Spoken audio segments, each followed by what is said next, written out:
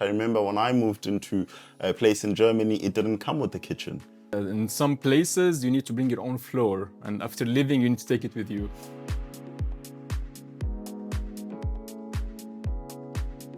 Planning to move to Germany? Are you looking for accommodation? Then this video is for you. So Jad, students and working professionals face a big problem in finding accommodation in Germany. What are the 3 tips you would suggest to them? So 1, start early. Ideally 3 to 6 months before arrival because of waiting list. And 2nd, be flexible. Don't look into only apartments in the city center.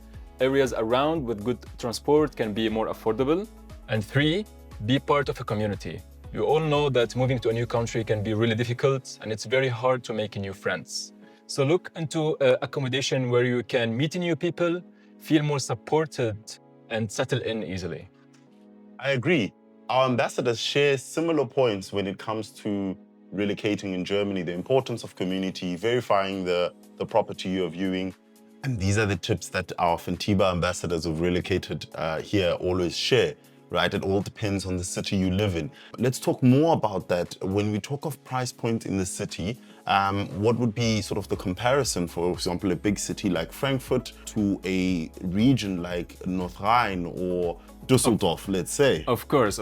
And the prices are really different between each city and also in the city itself, if you're talking about the suburbs or in the city center. The price, for example, in Berlin or in Frankfurt for private apartments is usually 1,000 euro per month or even more. And if we're talking in Ludwigsburg, for example, the price could be between 400 and 600 euros. Now, this is a question we get a lot. How long does it take to find accommodation in Germany?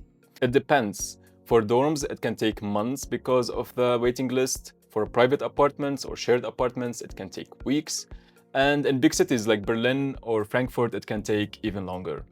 At Home & Co, for example, the whole process is digital and online. So if the apartment is available, you can secure it within just 6 steps. And in saying that, right, there is a high demand for properties. Everyone is looking, from students to working professionals to families, everyone is looking. But there's also then scams in between. People fall into scams and lose their money. What would you advise when considering or for people to avoid these scams?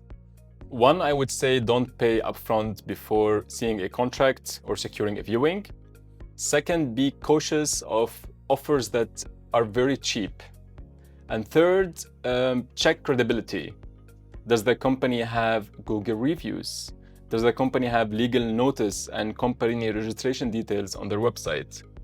This is in fact a law in Germany, and this is a great indicator to see if the company is real or not. And if I'm a student or working professional and I'm looking currently, which providers would you suggest? There are a lot of providers. You have, for example, WG Gesucht, Immobilien Scout 24, or for example, Studierendenwerk, which is only for student dorms. And of course, you have Home & Co, where if you go to our website, our sales support team can help students step-by-step finding accommodation. Let's learn more about Home & Co as well. What separates, or what would you say is the advantage of Home & Co, would you say?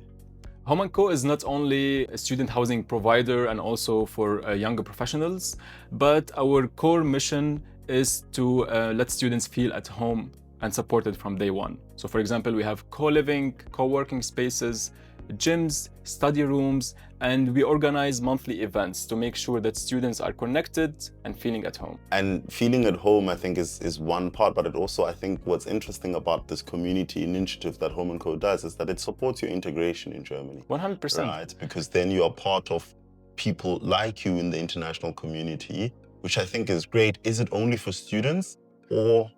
Home & Co is not only for students, but also for young professionals under the age of 35.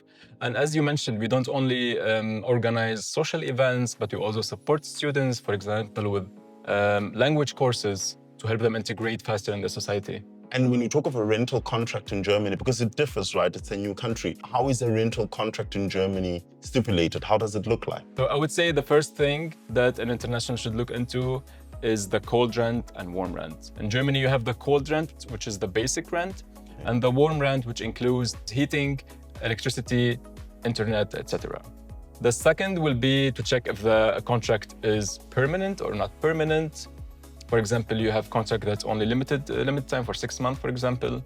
And also to check the deposit, how much the deposit is, and after what time you are allowed to ask for it. For example, in Germany, by law, the company can take up to 6 months to give you the deposit back. And this is something that international should know. You should consider, and you should avoid pitfalls, right? I remember when I moved into a place in Germany, it didn't come with the kitchen, which is, in Germany, these are things that are, they occur because in other countries, properties come with kitchens, and in Germany, some apartments, when you rent them privately, there is no kitchen, you have to bring in your own. Yeah, in some places, you need to bring your own floor, and after living, you need to take it with you.